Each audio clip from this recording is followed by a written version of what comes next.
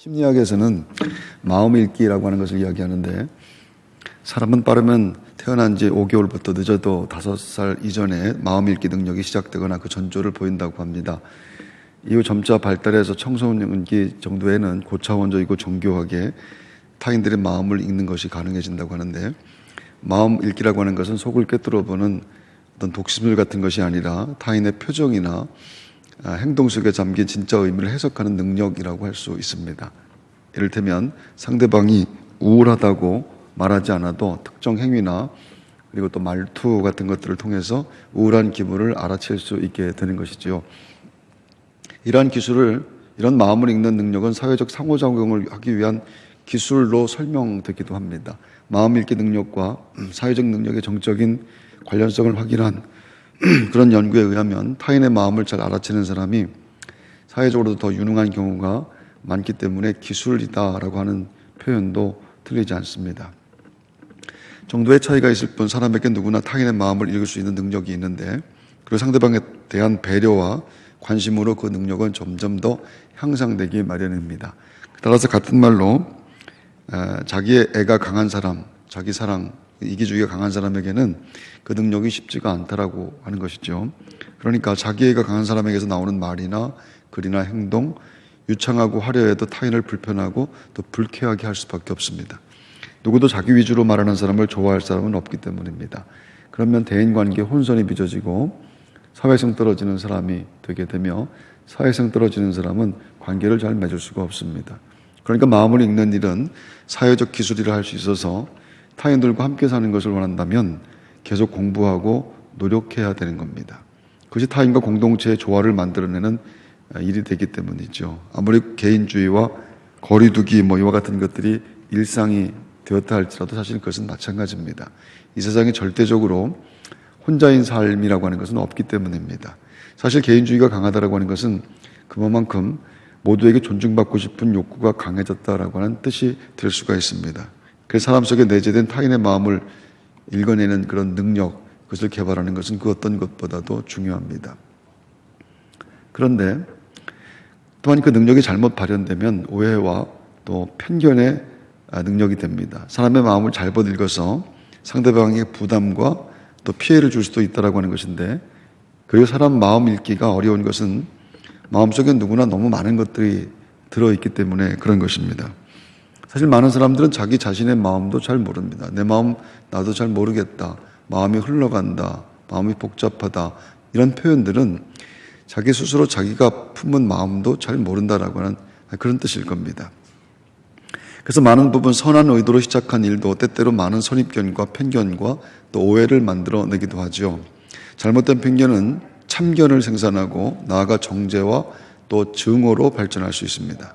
참견을 배려라 생각하는 것만큼 큰 착각이 없는 것인데, 배려와 참견의 경계를 구분하는 것이 지혜이고 또 인격이기도 합니다만은 누구도 쉽지는 않습니다. 부부나 부모 자식 관계에서도 그것이 구분이 되지 않기 때문에 불화가 자꾸 생겨나게 되는 것이고요.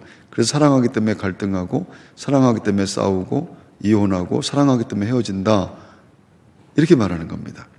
마음 읽기의 실력들이 사람들에게 별로 없다라고 하는 것이죠. 자기중심적인 생각에서 나오는 일방적 사랑은 언제나 불편한 결과로 이어지게 되죠. 가정을 비롯한 대부분의 공동체에는 그 불편한 진실들이 다 있는 겁니다. 좋은 마음으로 하는 것인데, 사랑하는 마음으로 하는 것인데 상대방에게는 그게 폭력으로 인식되어지게 되는 그런 일들이 얼마든지 있습니다. 가정에도 있고 직장에도 있고 교회에도 참 많습니다. 자기 생각을 사랑이라고 하는 이름으로 타인에게 강요하는 건 말입니다. 그렇게 사람들은 자기도 모르게 엄청난 폭력을 휘두르며 삽니다.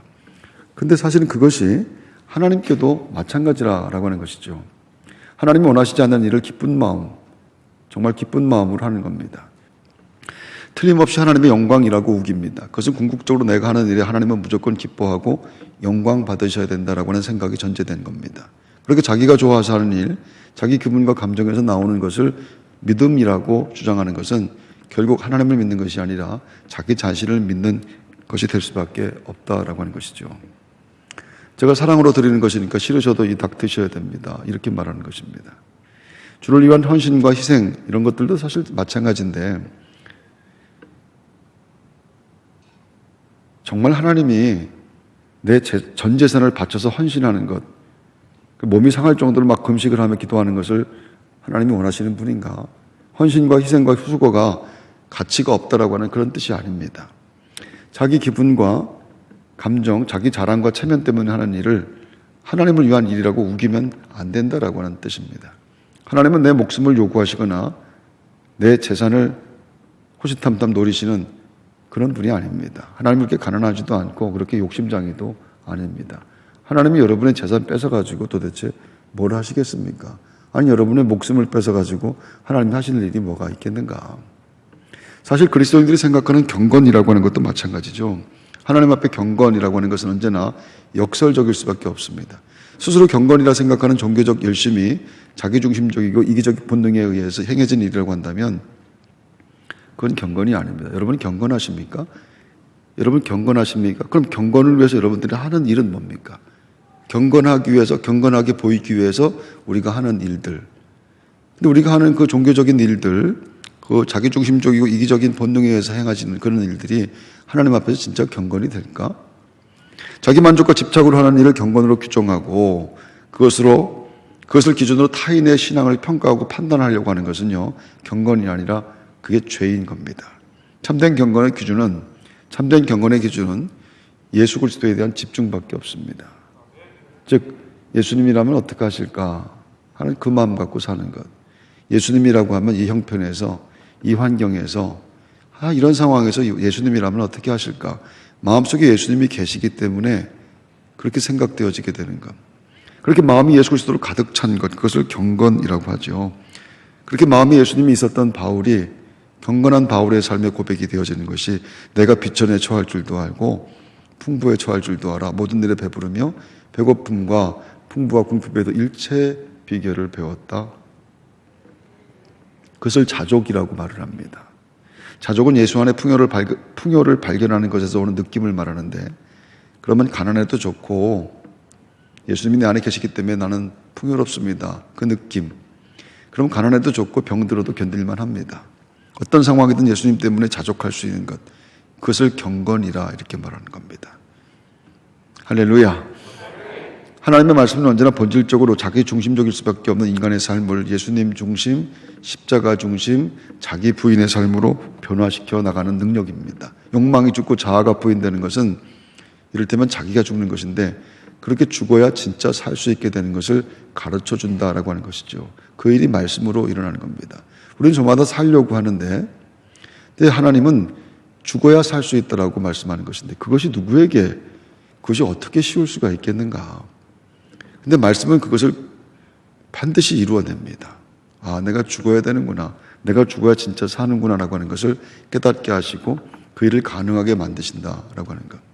그것은 분명히 내가 원하는 것은 아닌데, 이를테면 말씀으로 내가 만들어지는 것은 내가 주체적이지 못한 형태로 나타나는 것입니다. 성도에게는 그것이 은혜로 감지되게 되는 것인데요. 그러니까 내가 할 수 없는 일이 내게서 되어지게 되는 것, 그렇게 하나님의 말씀으로 사라지게 되는 것, 나는 못하는 일인데 그게 되어지게 되는 것, 그건 자기 주체적으로 만들어지는 일이 아닌데 그것을 보면서 이게 말씀이 나를 만들어 가신다, 그걸 깨닫고 고백하게 만드신다는 겁니다.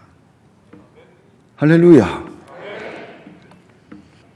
하나님 자신이 말씀이시기 때문에 아침마다 하나님을 대하는 것이기 때문에 말입니다. 주의 말씀은 내 발의 등이요 내 길에 빛이니이다. 그것을 은혜라고 말하는 겁니다. 성경은 그렇게 말씀에 묶여 사는 것에 대해서 자유라고 이렇게 얘기합니다. 진짜 자유는 그 말씀이 기대가 되어지고 그 말씀으로 인해서 내가 이렇게 만들어지게 되는 것을 느끼게 되면서 거기서 자유를 감지하게 되는 것. 세상 자유와 그것은 다릅니다. 인간은 누구나 타인들로부터 참견받는 것을 싫어하게 되는데, 내 마음대로 하는 것, 할 수 있는 위치가 되는 것이 인생의 목표이고 기대입니다. 누가 이래라 저래라 하는 그 얘기를 들으면서 사는 것이 삶의 목적입니다.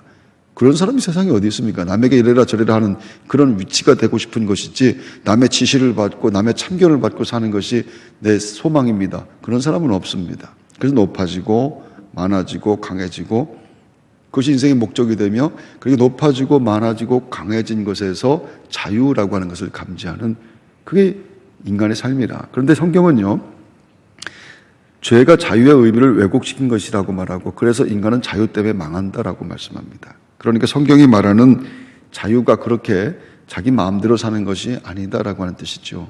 또한 인간의 소유와 능력과 신분, 노력 이와 같은 것들로 만들어지는 것도 아니라고 하는 거예요. 아무리 노력하고 애써도 많이 가졌어도 어떤 능력이 있어도 그것으로 말미암아서 자유가 만들어지는 것이 아니라 어떤 고등학생이 저에게 이렇게 물었습니다. 목사님, 담배 피면 지옥 갑니까? 그래서 이렇게 대답했죠. 아니, 담배 핀다고 지옥 가는 건 아니다.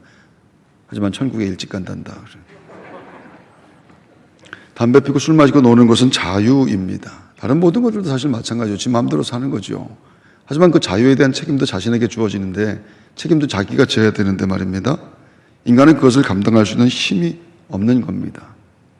실컷 먹고 실컷 놀고 실컷 자유를 누렸는데 그것에 대한 결과와 열매에 대해서 자기가 책임질 수 있는 능력이 없어서 그래서 매일같이 후회하는 것이 그게 인생이라. 그렇게 살지 말 걸 그랬다.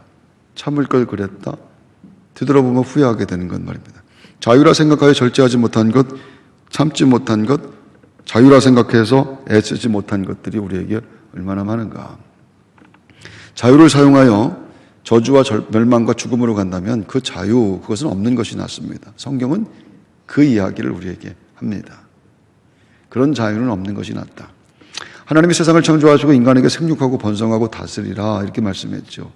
세상은 하나님께서 창조하신 후 인간에게 주신 겁니다. 원래 그랬었었는데 하나님이 그들에게 복을 주시며 그들에게 이르시되 생육하고 번성하여 땅에 충만하라. 땅을 정복하라. 바다의 고기와 공중의 새와 땅에 움직이는 모든 생물을 다스리라 하시니라. 이를테면 그것은 하나님이 만드시고 그것을 사람들에게 이렇게 증여했다라고 하는 것이 아니고 그것은 위임했다라고 하는 뜻입니다. 다시 말하면 인간이 마음대로 해도 된다라고 하는 그런 뜻이 아닙니다. 그래서 신약에서는 청직이라고 말을 했죠. 하나님께로부터 주어진 것을 다스리는 것, 보존하는 것, 보호하는 것을 뜻합니다. 내가 가진 것, 심지어 내 생명까지도 내 것이 아니고 하나님께로부터 위임받은 겁니다. 함부로 낙심하거나 함부로 절망을 하거나 함부로 죽어버리거나 그렇게 할 수가 없는 거예요. 함부로 비하하거나 함부로 초라하게 생각하거나 그럴 수가 없는 것은 내 생명까지도 하나님의 것이기 때문에 소중하고 귀한 것, 함부로 해칠 수 없는 것. 할렐루야. 잘 보호하고 그리고 누리며 살아야 되는데 그래서 인간은 세상의 모든 먹거리도 다 먹을 수 있습니다. 세상의 모든 음식은 하나님이 주신 것입니다. 나쁜 것이 없기 때문에 그래요.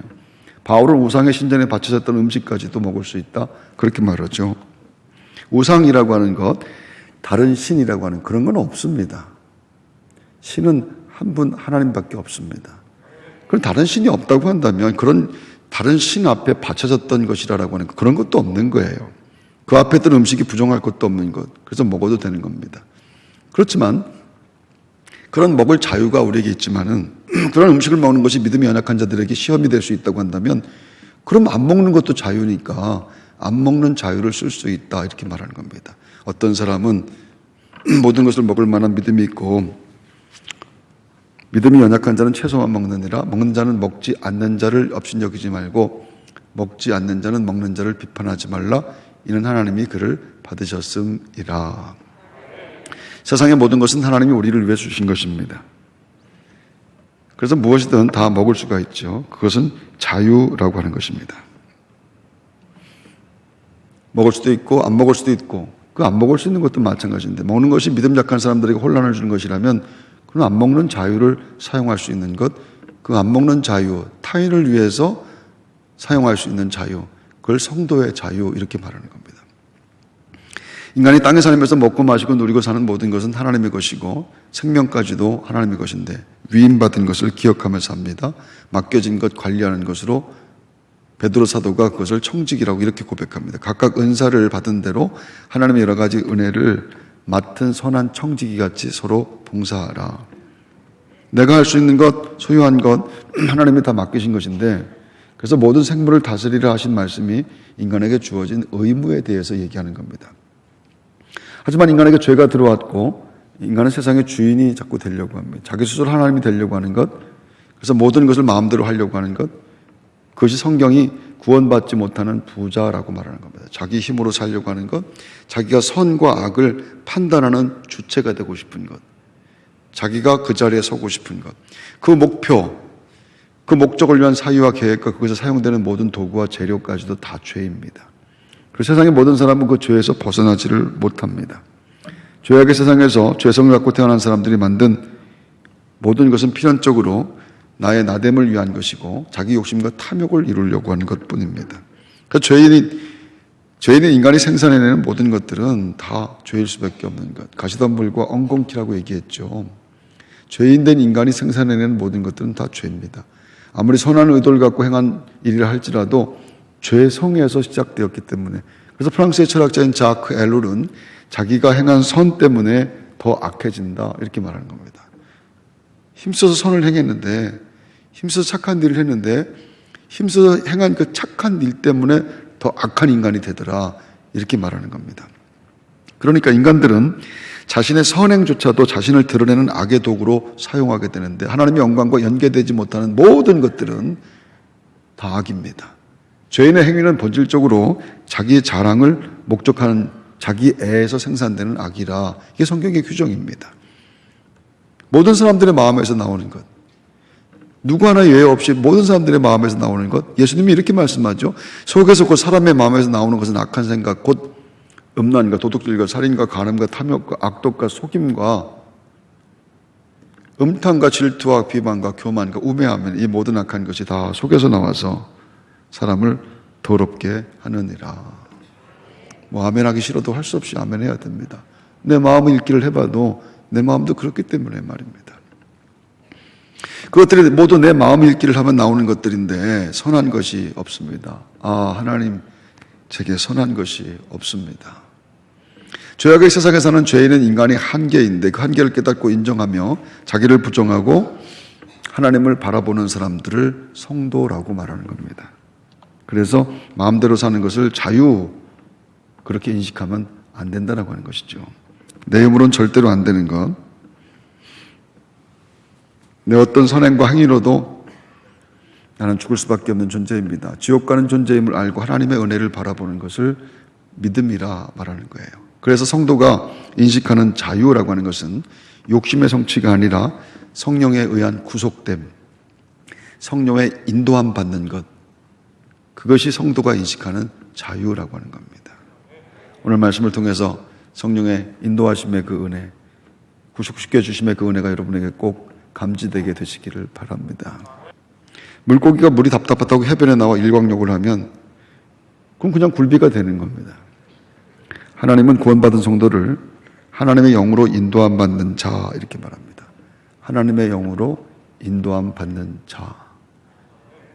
무릇 하나님의 영으로 인도함을 받는 사람은 곧 하나님의 아들이라.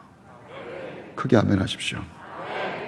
헬라어에서 인도한다라고 하는 이 로마서 8장 14절의 이 말은 아고라고 하는 말인데 본 뜻은 밧줄로 묶어 질질 끌고 간다 그런 뜻입니다. 그냥 이렇게 인도해 가는 뭐 그런 뜻이 아니고 죄수를 끌고 가듯 밧줄로 묶어서 질질 끌고 가는 것. 성령이 세상에 사는 하나님 나라 백성들을 묶어서 질질 끌고 간다 그런 뜻입니다. 이 말씀을 여러분 잘 들으시고 이해하셔야 됩니다.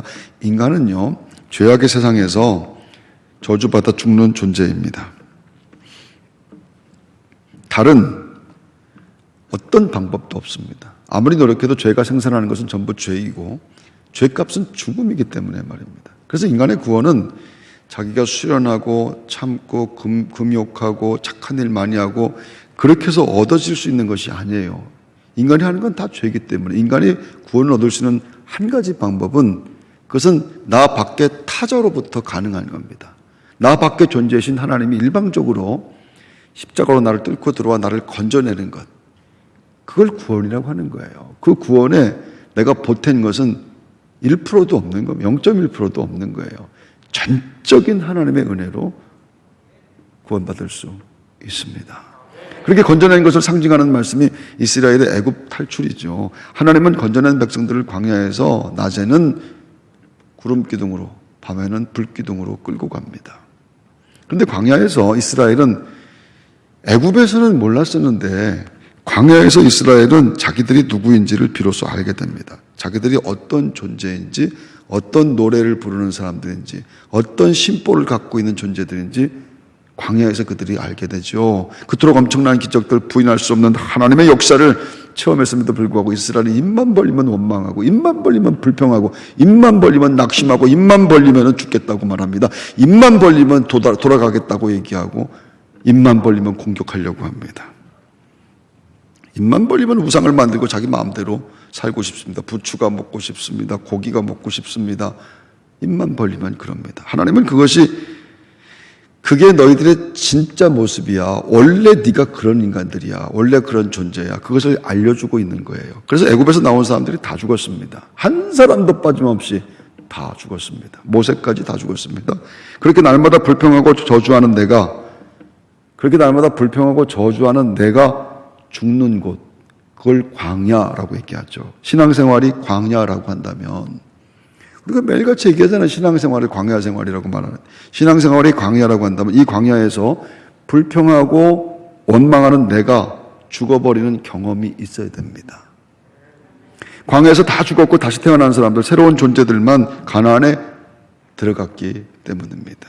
신앙생활은 내가 죽고 그리스도로 거듭난 자, 십자가를 지고 자기 부정의 삶을 살아내는 내가 되어서 천국에 들어가는 거예요. 하나님은 반드시 그렇게 만듭니다. 그래서 천국에 어울리는 그런 사람으로 만들어서 천국으로 데려가시는 거예요. 넘어지고 자빠지고 쓰러지고 뒤돌아보고 별짓 다 해도 하나님은 질질 끌고 가서 우리를 갖다가 그렇게 천국에 어울리는 사람으로 만들어 끌고 가십니다. 내 힘이 아니야. 아고 성령의 이끄시는 은혜, 나를 묶고 질질 끌고 가는 은혜, 구원받은 사람은 성령이 바른 믿음의 고백을 하도록 끝까지 붙잡아 끌고 가는 것, 자기 마음대로 살지 못하는 거예요. 근데 그것이 은혜라고, 그렇게 묶여 끌려가는 그것이 감사하다고, 그것이 행복해서 감격해서 우는 사람들을 성도라고 하는 겁니다. 할렐루야. 구원받은 백성들은 무슨 일이 있어도요, 구원받은 백성들은 무슨 일이 있어도 주일에 예배해야 살 수 있습니다. 11조는 정직하게 드려야 되며 낮아져 섬기고 사랑하며 살도록 결국 만들어지게 됩니다. 구원받은 백성들은 성령이 그렇게 만들어내시기 때문에 그래요.